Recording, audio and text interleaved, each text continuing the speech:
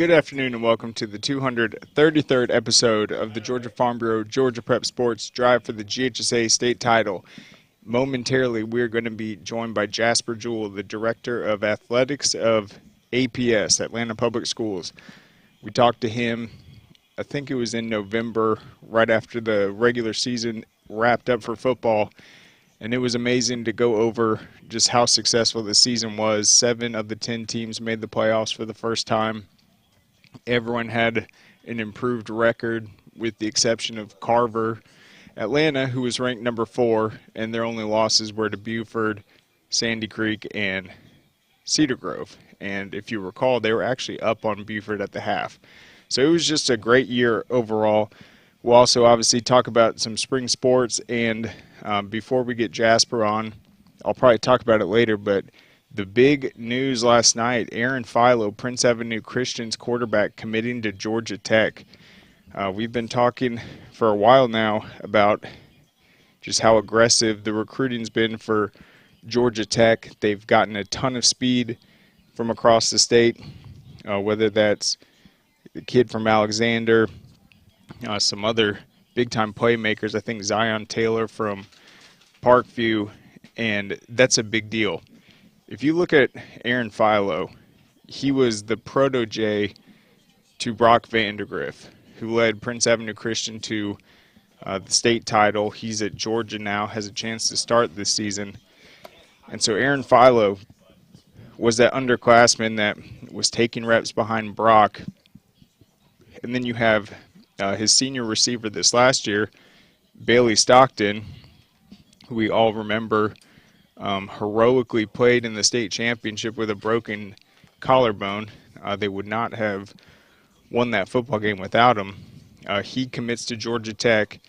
That sort of opens up the opportunity for more Prince Avenue Christian kids to go to Georgia Tech now that they're on the map. They're obviously on the map at UGA. Coach Rick's son is their offensive coordinator in that incredible air raid attack, and so Aaron Philo commits to Georgia Tech. That's a huge deal. Prince Avenue Christian is really taking over the state at this point, and it's just going to be an intriguing storyline next year with Aaron Philo. He threw for over 4,000 yards. It was a great state championship run, and they actually made it to the finals his sophomore year, where they ran into an incredible Trinity Christian team with David Dallas, Josh Dallas, and all those guys. And on that team in 2021, they only had 2 returning starters, and that was Bailey Stockton and Aaron Philo. And so they had that experience that year. They played with house money, then had a great run this past season, and we will see if they can keep that pace up with Bailey Stockton gone. But they bring in Gavin Hall and have a lot of exciting pieces, so big time news right there. And we have Jasper ready to go. Hey Jasper, how's it going? Going well. How about you? Doing great. Yeah, I think you were just on the phone with IJ earlier regards to some of the big off-season activities we have coming up. Let's start with that. I mean, the big-time 7-on-7s, including the Corky Kell one at Georgia Tech, and then I know you know about it, the first ever Georgia High School Football Media Day. That's going to be huge. Yes, it's going to be extremely huge. We're excited about all the opportunities that the state of Georgia continues to give our student athletes as well as our coaches. It's just a wonderful time. I almost hate that it's coming to an end for me because I'm slated to retire at the end of this year, but I can't tell you the job that IJ Rosenberg and individuals like yourself have done to put high school sports, more specifically football, on the map. So for that, I just want to say thank you, and thank you. We're holding everything down over here in Atlanta Public Schools. We only lost one head coach. As of course, we lost Coach Woolridge at South Atlanta. He's moved on to Pebblebrook High School, and we wish him a lot of success. And we just hired I think, what is a very good up and coming young man He's going to be over at South Atlanta, coming to us from Woodland Stockbridge. And we're excited about that opportunity, and we're excited about the opportunity to be a part of any and everything that you guys offer. Yeah, and you mentioned retiring after this year. I think it's been 13 years for you in this specific position. You've obviously had a lot of other roles, but this last year it seemed like one of the keys for you and APS overall was these administrative positions. You had a lot of accomplished coaches going into those roles, new coaches stepping up. So, do you feel like that was just an overall success, just laying that foundation across the district? I think it was. We what we did. We made our athletic directors full-time athletic directors. So they're pseudo administrators in the building, and they're an arm and extension of the administrative team with no coaching duties or responsibilities. So for some of them, it was a little bit different, different scene for them, but for others, case in point, Coach Darren Miles over at Carver. He says, I'm a football coach by nature. I'm not an athletic administrator. So he chose to stay. So now, those who chose to stay, they can really hone in on their skills and not worry about athletics for the entire school campus or the entire school site. And they can put all of their focus and their arm into the particular sport that they coach. But last year was a very exciting year for us. I mean, we had 7 teams in the playoffs. We had 9 of 10 teams with winning records. So it was just a magical season for us overall. And I couldn't be more proud of our principals, couldn't be more proud of our athletic directors, and more specifically, our head football coaches. Job well done. Yeah, and I mean, you've done a great job. APS is very unique in terms of what you would think about as terms of a school district. It's like you don't get that uh, same feel with like the Cobb County schools or the Gwinnett ones. You guys truly do kind of represent that APS brand. There's so much history there. So, what does it just mean to see the teams just across the board make those steps? And just really, it's been a great run these last few years, especially. Well, with me being an APS product, it really hits home for me. I'm a graduate of DM Thera High School. I still talk very much and very candidly to my head football coach, Coach David Talton, who's now retired. And it's funny how it works. He actually works for me now as one of my retirees, one of my athletic monitors. But to just see the amount of work and care that these coaches put into these student athletes, because as you know, we're extremely diverse population. We come from lower class to in some stages, in some places, we're upper class, and we're a little bit of everything in between. But what I can say is, I don't care where you are within this district, these coaches generally and truly care and love these kids, and that's what warms my heart more than anything. They're more in tune to them being good young men and good young ladies and making them productive husbands and wives for society as opposed to them getting Division I scholarship or them going off and succeeding in football. So for me, that's a win-win. That's almost like winning a state championship in my eyes. Absolutely. And yeah, Thero had a great season last year. We can look at Maynard Jackson. They had a great run. Trying to think who else, but you guys are just across all these classifications. But two teams in particular that have really been part of this branching out, getting in these big games. That's Carver, Atlanta, and Mays. And I mean, I just couldn't be more impressed. You look at what Mays did this last year, the first year of Coach Tony Slayton, a Mays alumni. Man, when they got going later on in the season last year, they looked as good as anyone. So, I mean, what have those two programs done the last several seasons to kind of really wear that APS brand and represent you guys well in these big games? Well, first of all, let's start with Carver and Coach Darren Miles. I was blessed and fortunate when I was coaching, when I was a head coach at Miller Grove High School. I had the opportunity to play Coach Miles. I believe it was his first year over at Carver High School as we were playing a startup schedule. And I said, this guy is very organized, and he's gonna turn that program around and gonna be a really good program. And I could sit on this podcast and talk forever in a day relative to Darren Miles because that's just the kind of person that he is. He is a man among men, and I can't. There are no words to describe him, his work ethic, his leadership, and what he means not only to the Carver community but to the Atlanta Public Schools community as a whole.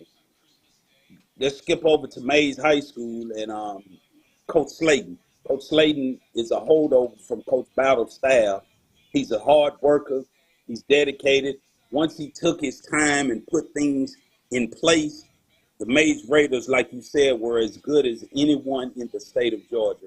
And it's kind of funny because they lost in overtime in the quarterfinals to Dutchtown High School. And as you know, Coach Malik Battle was the previous head coach at Mays High School. So he also serves as my mentee, and I've been mentoring him for the past 12 to 13 years. So it was a bittersweet loss, but at the same time, I was happy that two good men had an opportunity to meet and guide two good teams. One has to win, one has to lose, but it was a sensational season for Coach Slayton and the Mays High Raiders. Yeah, and that's a perfect example of, I mean, over these last 13 years, so many great coaches have held positions in APS, gone to other schools, gotten opportunities elsewhere. Other guys are coming in. So, talk about that, just all the relationships you've been able to grow just with all these coaches and how that's helped you kind of year 13 as you're heading on your way out. Have a group of guys that you know well and are confident are going to keep this going. Yeah, the good thing is, we've laid the foundation, and the foundation has been set. The level of expectation has been set. So, you know, just because I'm retiring doesn't mean I'm going to stop working. I'm still going to continue to work, but it's time for me to step aside and let someone else, you know, enjoy this job because I've always said, and I'll continue to say, this is without question one of the best jobs in the state of Georgia. I get the opportunity to be a part of some tremendous leaders and be a part of these young men and young women in their lives, not just on the field, but off the field. So I'm still going to be a part of everything that's going on here. I'm just a phone call away. I'm excited now to be able to sit back and actually be a fan and not be an administrator or an overseer. I just want to sit back and be a fan and look at all of the good work that's going on right now. So I'm extremely excited. And I think, coaches, they're going to be up to the challenge. They'll be just fine. Yep, and I always see this second year of the reclassification cycle. It is like that second half. You have a lot of new regions, the new coaches. They're familiar with it now this year, so it's always just more exciting now that we have that storyline going. But a team that's going to be in a different situation is Midtown because this will be year 2 of them competing in that non-region schedule. They had a great 6-4 season last year. They have one more year to build this thing up. And I've just been looking at sports this entire school year, and Midtown has been all over it. I mean, it's been a really great year for that school. I know they had some recent renovations too, I think, with the weight room you're talking about. Just spend a few seconds just talking about what Midtown's been able to do and accomplish this school year. Well, Kurt, first of all, Coach Howard does a tremendous job over there. He came in with a level of energy that is unmatched, and quite frankly, it was a shot in the arm that Midtown really needed. Um, but he is energetic. He's all over the place. I had an opportunity to step in and look at his spring practice, and man, I wanted to suit up and play. I was so excited because the energy level is unbelievable over there. I mean, this guy, I wonder if he ever gets tired or he ever sleeps because he is full of energy, full of life, and he's breathing that energy and life into those kids and into that program. All in all, Midtown has had a very successful season in all across the board in all. They finished strong in semifinal, quarterfinal, or even state championship competitions in spring sports this year. But it's just been a really good year, and you know they're headed in the right direction. As a matter of fact, the track team is off at the state, hoping to place in the top 5 as we speak.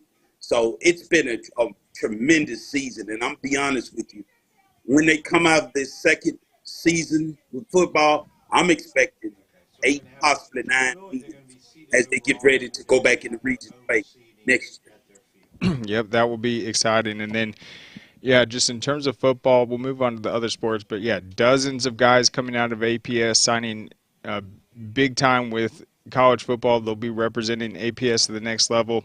And then I know this upcoming season, there's just going to be some more major matchups. And when you have Carver Atlanta this last year scheduling the Buford game, not flinching at all, building that lead, they're going to be playing Calhoun this year in the Great Atlanta Bash. I mean, talk about that. Just, I mean, Coach Miles being that coach that is confident that he can go out there, play the uh, perennial powerhouses, and just have so much confidence in what the Panthers are doing day in and day out to be able to go out there and play a great game. One thing I can definitely say about Coach Miles, he doesn't back away from competition whatsoever. He don't care who they are, and he doesn't care where he plays them. Um, he has, without question, probably one of the toughest non-region schedules in all of the state of Georgia, and that's simply because there are only 4 teams in this region. But when I say he does it the right way, he does it 100% the right way. I'm excited to see he graduate some kids last year. And he has a lot of young talent coming back. And not only that, the kids in the program we need that it's just their turn to step up. Once they finish and play on junior varsity, it's their turn to get into the limelight and step up on the varsity level. So I don't ever look at it as a building situation over there with Coach Miles. I look at it as a reloading situation because he does such a good job with those kids from the time they hit the door. He get those kids ready to play football at an early age. So I'm excited about that matchup with Calhoun. Calhoun comes with a lot of tradition and heritage. They're going to come down to Henderson Stadium, and we hope to have an outstanding matchup. Oh yeah, that's huge, and you're absolutely right. I remember that first year Carver was in the Corky Kell. I mean, they had a Qantas Clemens, a freshman out there. DeAndre Buchanan got reps and made a huge impact as an underclassman. So yeah, they will just keep reloading. Let's talk about some of the other accomplishments APS has had this year. I mean, the North Atlanta Cross Country Championships, we talked about that a little bit last time. That was incredible. 6A was absolutely stacked this year. For them to win it this year after placing third the previous year, that's a massive accomplishment. I think the girls did it the year before that. You have the Mays cheerleading team making it to state this year, the dance team. I mean, what else in APS have you seen this school year? Well, it's been a great ride for us here in APS across the board in a lot of sports. Um, just to mention, North Atlanta's girls golf team will be competing in the state championship next Saturday at Jekyll Island. Um, North Atlanta's track and field team, they're poised to, honestly, they have a chance at winning the state this weekend um, up at Rome. So the level of excitement is unbelievable in terms of the kids believing, these coaches that are buying in, and they have really given their all to these kids and these communities. I couldn't be more proud of them. I could just go on and on. We've had a couple of teams to finish in the runner-up in the state playoffs. Douglas High School had been struggling from a boys basketball perspective. They made it all the way to the Final Four this year. So, and that's with only 2 singles. So we're excited about the future and the opportunities that these players and these coaches and these communities have to showcase their skills and their talents. That's exciting. Yeah, Douglas. I mean, they're only going to get better across the board. I feel like competing against the likes of Carver, Sandy Creek, and Cedar Grove these last few years, and Talk about them a little bit, though. With head coach Stanley Pritchett, Astros alum, we all know what he did as a player. Just talk about how impressed you've been with the job he's been doing. Well, Stanley, I'm so thankful that he decided to come back home. I love DeKalb County. I love Arabia Mountain, but I was so glad when he elected to come back home. He has a sensational sophomore. Probably by the time he's a senior, and his name is Jonte Gilbert. By the time he's a senior, he'll probably be the number one or number two kid in all classifications in the state of Georgia. He's picked up offers from probably every Power Five you can think of as a sophomore. He's a great kid, 3.2 GPA student. Those kids have really, really worked hard this off season in the weight room.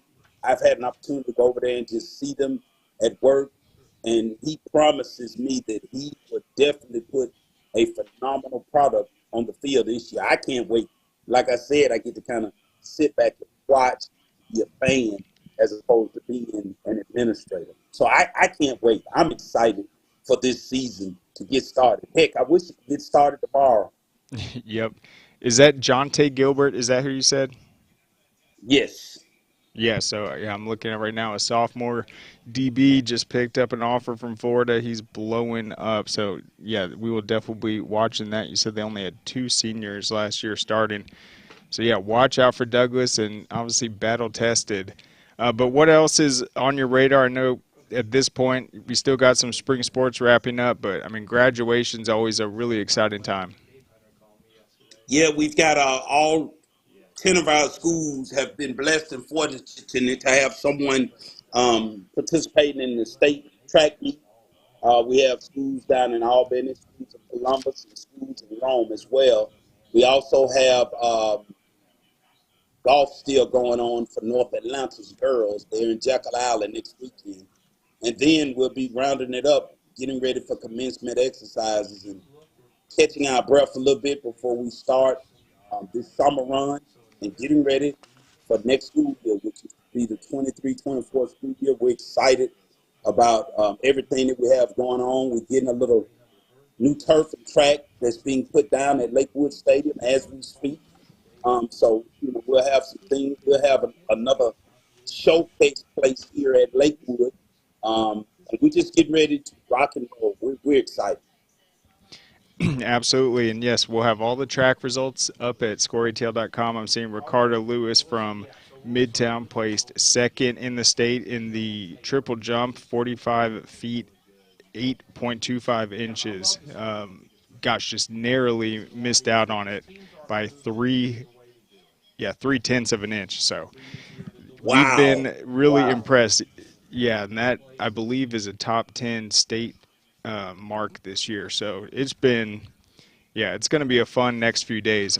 And then I'm going to be actually at Georgia Tech the following week for that Wingfoot Night of Champions. So I'm sure we'll see some City of Atlanta guys and girls out there as well. So, Jasper, thanks so much for coming on. We look forward to catching up this off season, and obviously, I know you'll be around once football kicks off in the fall.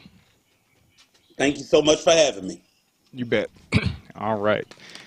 So there goes Jasper, and yeah, we aren't just saying it. This current year was a really big overall performance for the district. You had, as I mentioned, the 10 teams. They don't consider Kip Atlanta the charter school because he doesn't have the jurisdiction over their day to day. But before the year started, they basically had to fill all these new administrative roles.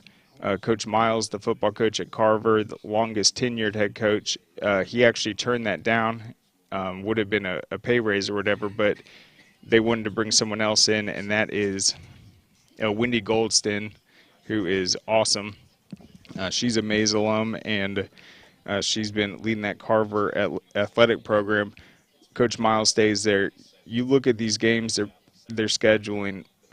Buford last year, obviously playing in the Great Atlanta Bash, what they were able to do in that setting, and then playing Calhoun this year. That's just going to be very exciting. And I can't remember who else they picked up. But we had a coach on recently that said they were looking for a game, and it might have been Milton. I don't know, but I need to get that Carver schedule up because that's going to be insane. And then obviously they compete in a region with Sandy Creek and Cedar Grove and Douglas, who has some big-time underclassmen playmakers. So it'll be a really exciting year.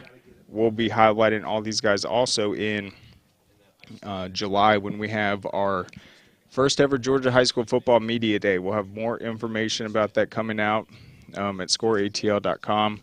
Teams have been signing up. It occurs a week after SEC Media Day. We're thinking might get 100 different teams to come out. We'll have 5 different stages. You have the head coach, the coordinators, and then they intend to bring all their seniors and then their top underclassmen that they expect to be playing this year. So it'll be a great opportunity for everyone covering high school football this year, and obviously people recruiting, just to get all that information before the season starts so we know what to be watching for. And we'll have that with the television aspect being streamed right to you on the Atlanta News First app, and a lot more. And then obviously the 7-on-7 coming up, 3 days at Georgia Tech, all these different teams. It will be really exciting to see who comes out and wins. Obviously there's so many good quarterbacks that are going to be appearing in it. Let me pull it up just to look once again. But yeah, Jeremy Hecklinski, I think, yeah, Hughes is in it, right? Yeah. Let's just make sure.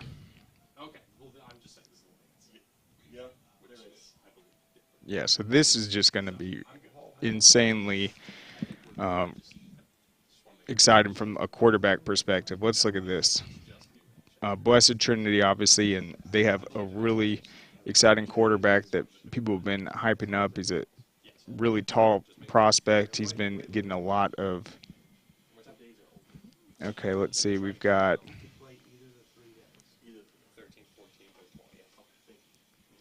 Let's see. Woodward Academy. Creekside, who won the event last year. North Gwinnett. Mays. Walton Troop. So, yeah, we'll have that updated soon. But, yeah, that's going to be really exciting. Let's take a quick break, though, and thank our sponsor, Georgia Farm Bureau. Our mission has always been to support Georgia farmers. That's why we created Georgia Farm Bureau Mutual Insurance Company, providing financial protection that farmers needed. While this remains the same today, we've grown to protect all Georgians through home, auto, and life insurance. From the very beginning and into the future, we stand for every Georgia community. We are our Farm Bureau.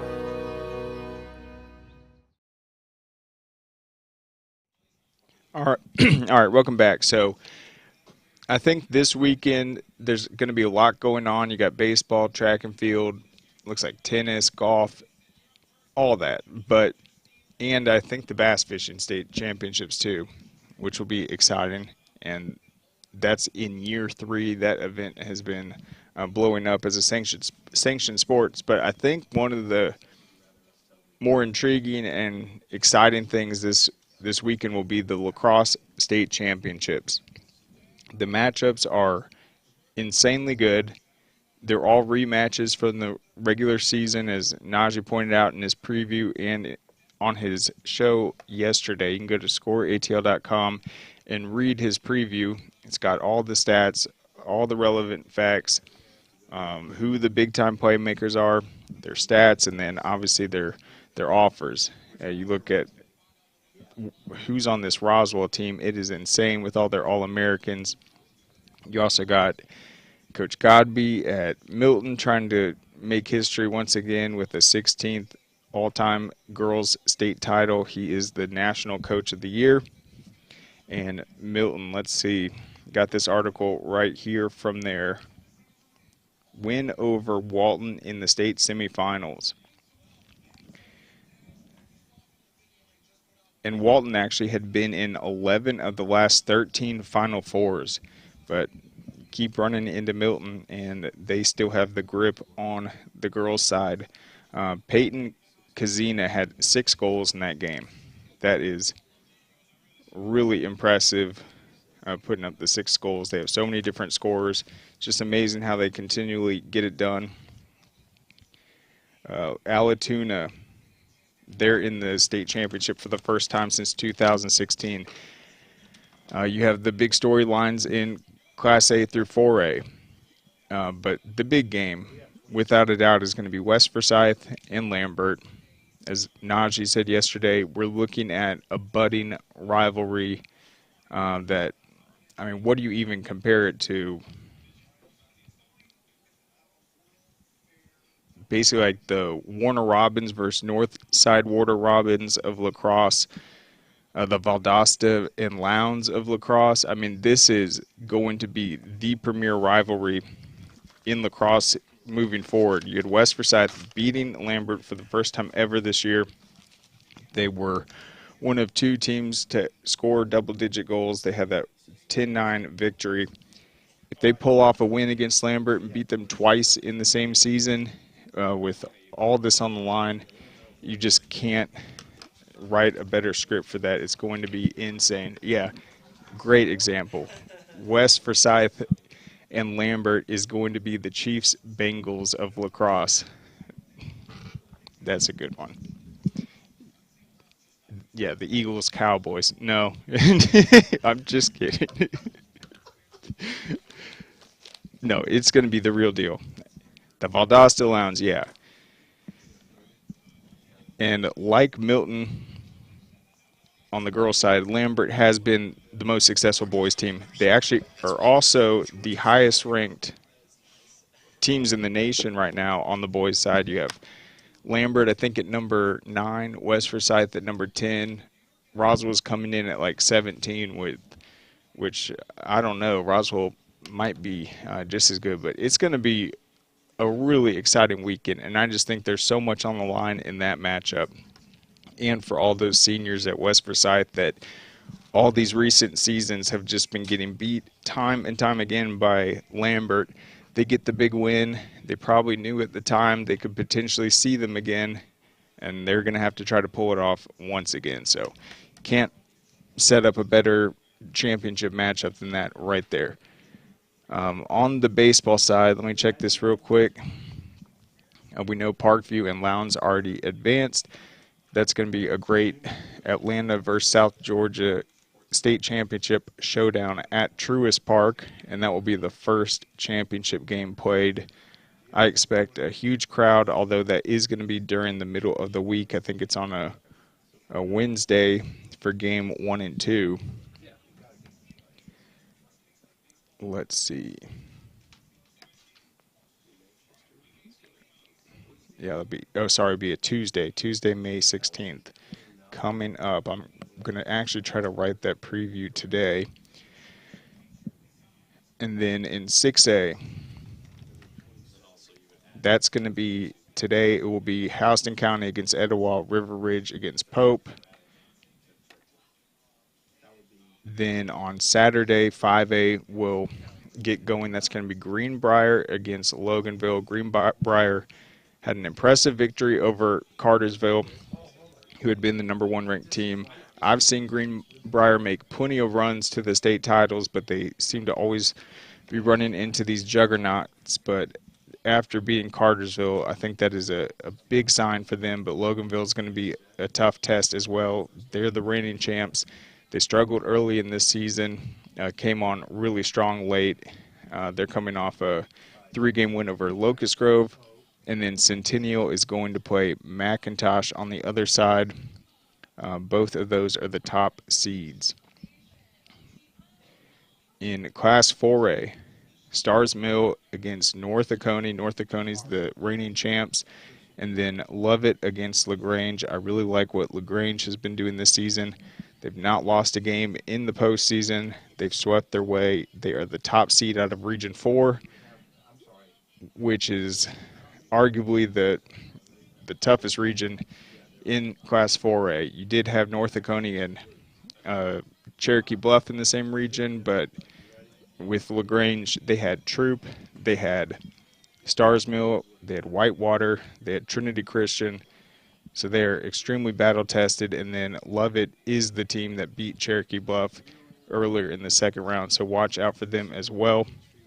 Class 3A, this will be Saturday. Harlem against Pike County. Harlem's having a historic season. I think they opened the year like 24-0, lost a couple late, earned the top seed, and then, the number 2 seed out of Region 4. And Morgan County got the number 1 seed, even though I don't think they ever lost a series. They just lost one game here, one game there, and then ended up having one more loss than Morgan County. So I think Harlem hasn't lost a series all season, but they're going up against a really talented Pike County team who has swept its way to the semis in Class 2A. Mount Perrin against Fellowship Christian, and then Appling County against North Cobb Christian. That is what we have seen pretty much all year in 2A. You have a lot of these private school powerhouses and usually one public school making their way to the semis. So can Appling County represent the public schools against that loaded Final Four? Then we'll have Class A Division 1 and Division 2 will get going next week. They just had the quarterfinals last night. And so the action will start early on Tuesday with the 7A finals, and then we'll continue. Baseball will be the last state champions crowned this season. Let me look at the tennis real quick because we haven't gotten a lot of time to talk about that.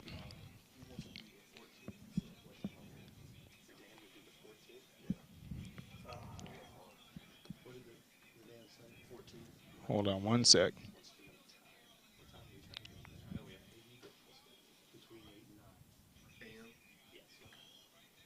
I keep wanting to click on the lacrosse racket. Hold up. Well, it's not a racket. Here it is. Okay, so that will be tomorrow, the tennis state championships. I did see something where they said if there is some weather issues, they'll move it, I think, to Monday, and the higher seed will host. Hopefully there's no issues with the weather, but it's going to be in the 7A boys. It will be West Forsyth against Lambert. There's that rivalry right there. So in tennis as well. So, man, what if West Forsyth can win both? That would be a huge boost. And currently Lambert, not just the boys, but as a overall athletics, they're leading all of 7A in the Director Cup standings. 6A will be Johns Creek against Marist. That Johns Creek tennis team has been a true powerhouse, and obviously Marist is new to 6A. That's a great matchup right there. 5A, Chattahoochee against GAC, and then I probably could have bet what little life savings I had on this one in 4A, North Oconee against Westminster in the boys 4A finals. Those teams are incredible. North Oconee's tennis team, their athletic program has been outstanding, and Westminster is no stranger to the tennis state championships. Our good friend Ricky Diamond will be there. All right, on the girls' side, Walton against North Gwinnett in 7A. You got Alpharetta against Marist in 6A. Northview and Chattahoochee in 5A. So you have the Marist with an opportunity to sweep, Chattahoochee with an opportunity to sweep, and then on the girls' side in 4A, North Hall against Pace Academy. All right, let's go to track real quick. All right, so it got started yesterday. It was the field events and then the 4x200 and 4x800 relays. I have most of the results in front of me right now. Let me see if they've updated the current team standings. but I will be able to tell you some of the individual state champions so far.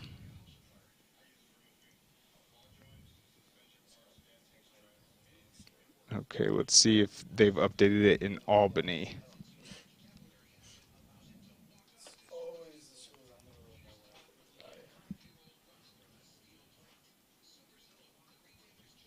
Okay, here we go. So heading into day 2, which will be more of the events, and then the champions will start to be crowned on Saturday.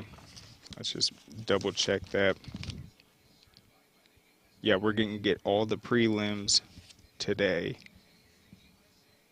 And then the distant races will have the finals. So the 1600 meter, the mile, and then the 3200 meter finals. And then the rest will be prelims.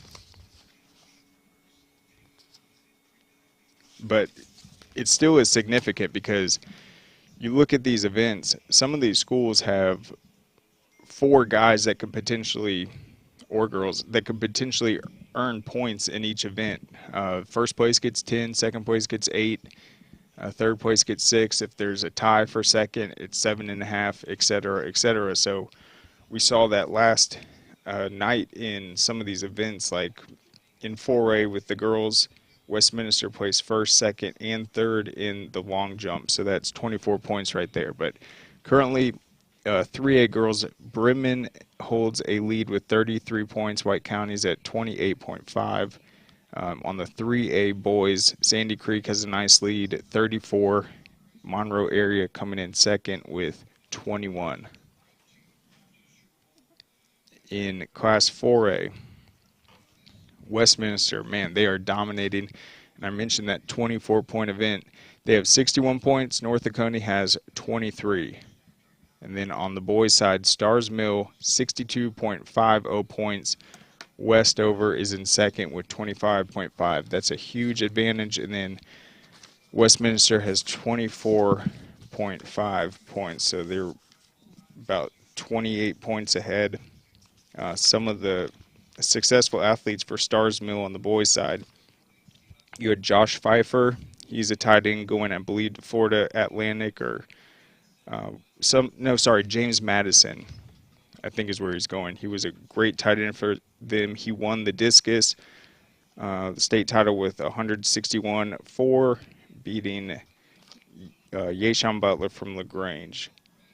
Also for Stars Mill, you had Tito Alof won the high jump with a 6.8, and he also placed second in the long jump and first in the triple jump. So a huge showing for Tito Alof.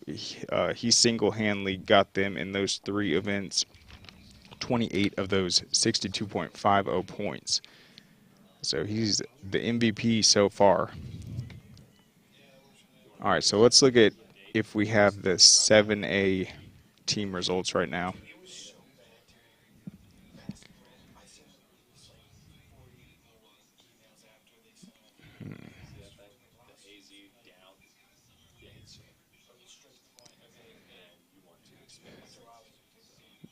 Let me refresh it. I don't think they're doing me any favors.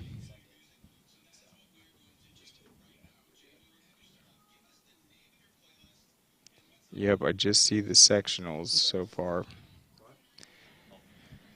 That's the only one that has posted. So Albany is on point, but the rest of them need to get it together. But that'll be really exciting.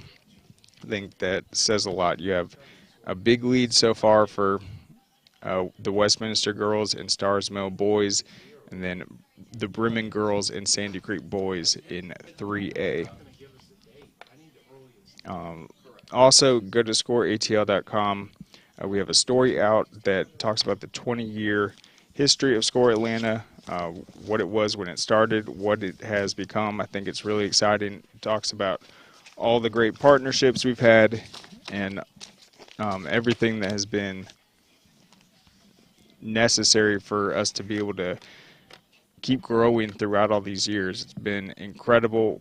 Obviously, you guys know how much we have on the slate for this upcoming year with the Media Day, 7-on-7, Great Atlanta Bash, the new Corky Kell Dave Hunter Classic, our games we're going to be broadcasting throughout the year, the Georgia High School Football Hall of Fame, not only the event and second inaugural class, but also our big televised game and celebration. It's going to be a huge year, and it will get started this off season with all the media work we're doing, and then the 3 days at Georgia Tech.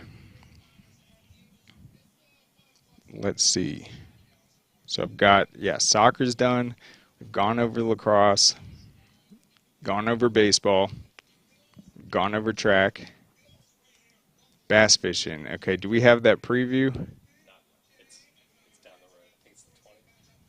Oh, see, I thought that was this weekend. No, you're right. It is next weekend because I'll be at Georgia Tech for the track. You're right. So that will be coming up. The bass fishing state championships. I believe that's at, what's that lake called in Augusta?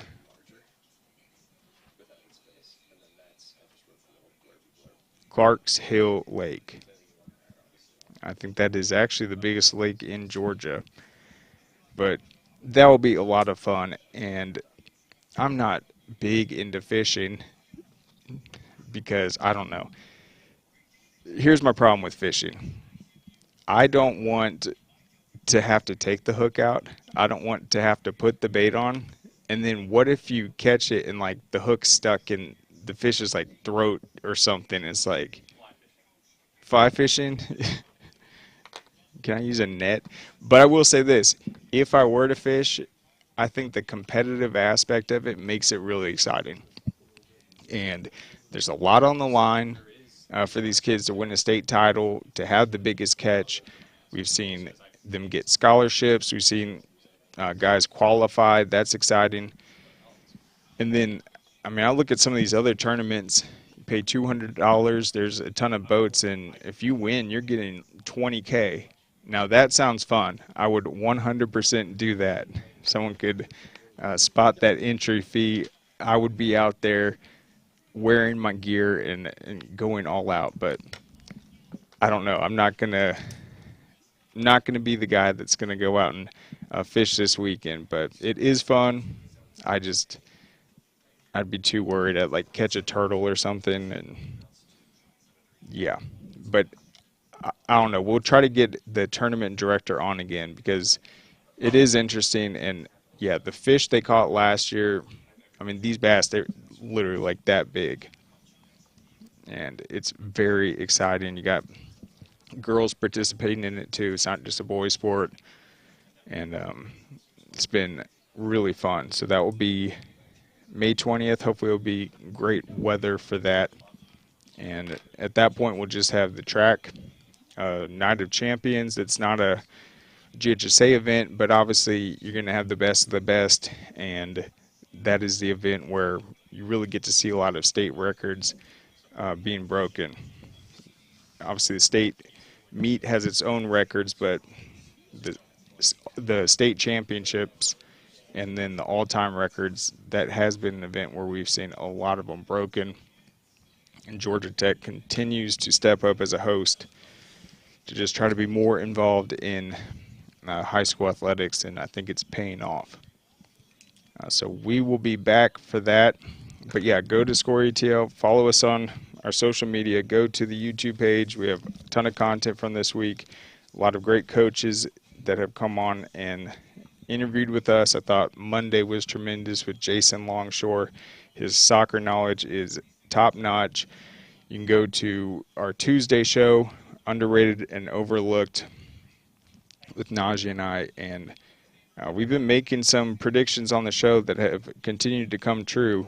I call it the Najee touch because he usually brings it up, and I'm like, okay, I could see that happening. And then next thing you know, he sends me a text, and it's exactly what he said was going to happen.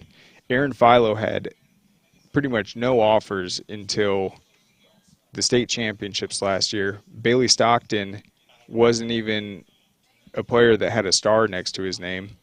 He has a big game. well, he had a great season, but he was injured, I think, in the Raven County game, broke his collarbone on a touchdown, comes back out, has like 7 or 8 catches, 150 yards, 2 touchdowns, gets the big Georgia Tech offer. And Najee and I were just like, is he going to follow him potentially to Georgia Tech? That seems like a actual thing that might happen. And then the more we thought about it, it was like, yeah, this looks like the right fit. And we'd see him just starting to get all these in-state offers at once. And you could see that it was like an open competition for him. Like Georgia Southern would send out the offer, and then the next day it'd be Georgia Tech. So that was a good sign of how aggressive the recruiting was for him. And then it just makes sense for him to go with his teammate there. And then you can't just underestimate or understate how game-changing that Prince Avenue Christian offense has been. They make no secrets about it in terms of what they want to do. Actually, Rob brought it up to me last night. He compared them to Western Kentucky, who's consistently the top passing attack in college. And that's exactly right. They're on such a high-tempo offense that Aaron Philo is not even having to read through his progressions. They know exactly where the defense is lined up. They obviously have plays for every scenario, and then it's all about misdirection. Take the snap, be looking right, and while he's looking that way, the route's going to end right there. He's going to go right over the top and know exactly where that opening is going to be. That's why no one's been able to stop them, with the exception of the 2021 season when they ran into Trinity Christian, who was on another level. No one's been able to beat Prince Avenue the last 4 seasons in the playoffs. And even last year, they were down at the half big and then ended up closing out a blowout against Swainsboro. So that was really exciting. But, yeah, you can see all that content right there. We always talk about the recruiting scene. We talked NBA playoffs, and we actually had a long discussion, too, about SEC baseball this season, which has been on another level for sure. They have a winning record against every other conference. 78 of their 200 games have been mercy rules. They've got, I think, 5 teams in the top 20, and then that SEC tournament is going to be coming up soon. Oh, yeah, and Alabama beat Vanderbilt for the first time since 2015. So we have all that there, but we'll be back on Monday.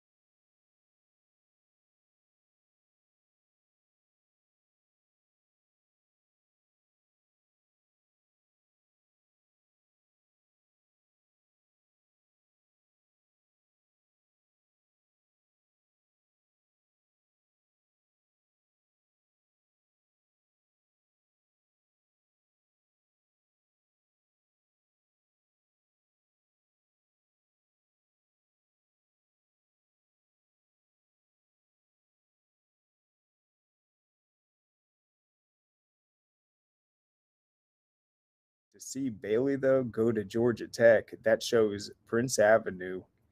They aren't just a potential pipeline with their quarterbacks to Georgia. They're taking over the state right now with that air raid system. And you just look at the numbers they're putting up in that style. It's unheard of. 2 consecutive years with 3 receivers going over 1,000 yards. So they just keep doing it. And to see them go to Tech, that opens up a big opportunity.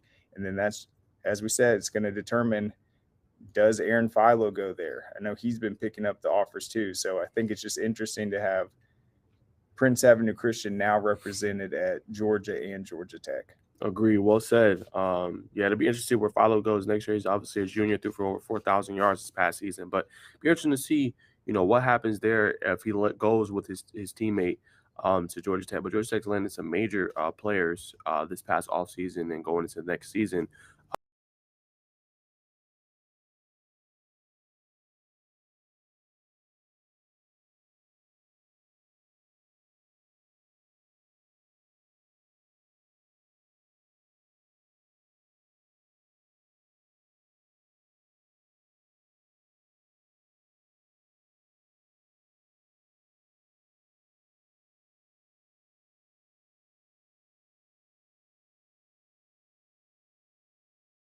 Maybe Stockton will follow Aaron Philo to the next spot. That'd be really interesting. Yeah, it would be, because Stockton's a senior and then Philo's a junior, so it'd be interesting to see, okay, hey, bro, I'm going to Tech. Okay, shoot, I might go with you over there to Tech too. The opposite way, yeah. Yeah, Philo follows him. It'd be intriguing to see, and you got to think about the quality of football. Not that Sun Belt is not quality football. It's not what I'm saying here, but you got mid-major football, Sun Belt, and you got ACC football where you have more of a chance to possibly contend. If you come out usually number 1 without major losses, you can contend for a college football playoff spot.